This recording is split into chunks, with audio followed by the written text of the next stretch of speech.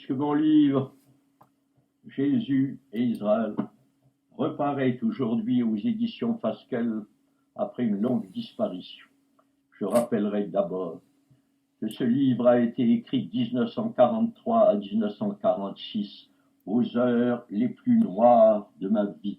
De là, son caractère véhément passionné, mais c'est aussi une action qui vise un but précis, un programme positif, le redressement de l'enseignement chrétien concernant Israël. On me dira, on m'a déjà dit, mais vous étiez alors victime de l'antisémitisme raciste, nazi, qui est aujourd'hui l'antisémitisme le plus virulent. Pourquoi vous tournez du côté de l'antisémitisme religieux chrétien qui ne joue plus de nos jours qu'un rôle secondaire? Pourquoi? Parce que je suis historien habitué à considérer de tels problèmes dans toute l'ampleur de leur durée et non pas dans l'instant présent passager, éphémère. L'enquête historique m'a révélé que la racine la plus profonde de l'antisémitisme était un certain enseignement traditionnel chrétien qui s'est exercé pendant près de 2000 ans, de génération en génération, pendant des siècles, par des milliers de voix. Voilà pourquoi j'ai écrit Jésus et Israël.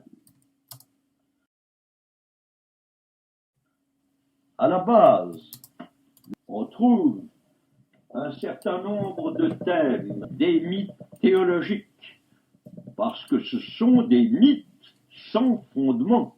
Et je crois avoir démontré dans Jésus et Israël comment il déborde de toutes parts, comment il déforme l'écriture. Suivre pas à pas les textes évangéliques, les confronter à chaque pas avec les commentaires, les interprétations des auteurs chrétiens, tel a été le principe essentiel de mon livre, telle est sa méthode fondamentale. Le livre se résume en 21 propositions que j'ai essayé de rendre aussi condensées, aussi frappantes que possible, et peut-être y ai-je réussi, puisqu'un grand écrivain catholique, Julien Green, a pu dire de ces propositions. Une première lecture des 21 propositions qui résument cet ouvrage a quelque chose de si bouleversant qu'on ose garder le silence, alors qu'Israël pousse un tel cri d'angoisse. Le temps très court qui m'est concédé ne me permet évidemment pas de les lire, mais j'en citerai au moins à titre d'exemple une seule, mais une des principales dans la partie centrale, capitale, la 15e proposition. On prétend que le Christ aurait prononcé l'arrêt de condamnation et de déchéance du peuple juif. Et pourquoi donc, démentant son évangile de pardon et d'amour, eût-il condamné son peuple, le seul auquel il ait voulu s'adresser, son peuple, où il trouvait, avec des ennemis acharnés, des disciples fervents, des foules adorantes? Il y a toute raison de croire que le vrai condamné et le vrai coupable, un certain pharisaïsme qui est de tous les temps et de tous les peuples, de toutes les religions et de toutes les églises.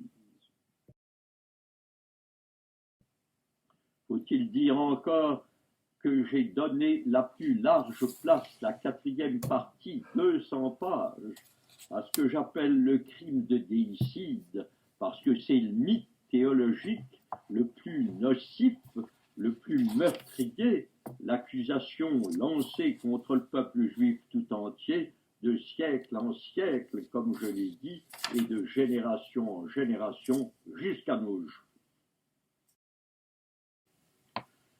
Et je veux terminer par une note d'espoir.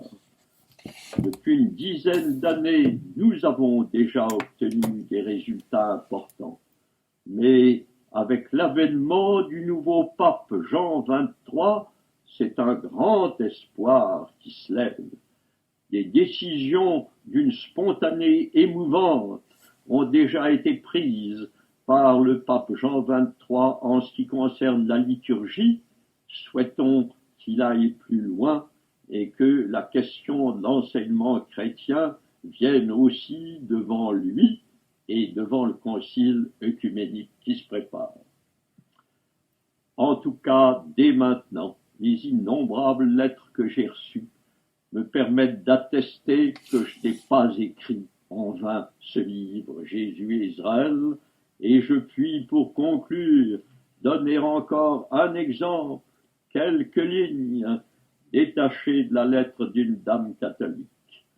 La raciste que j'étais a compris combien était dangereuse cette empreinte que tout catholique reçoit dès l'enfance. Si paraissant devant Dieu, vous n'aviez qu'un acte à lui offrir, ce serait, croyez-moi, de m'avoir rendu meilleur, car vous avez chassé de mon cœur toute haine. Puissais-je recevoir encore beaucoup de lettres comme celle-ci, car elles me prodiguent tout ce que je pouvais espérer, courage, réconfort, gratitude, espérance.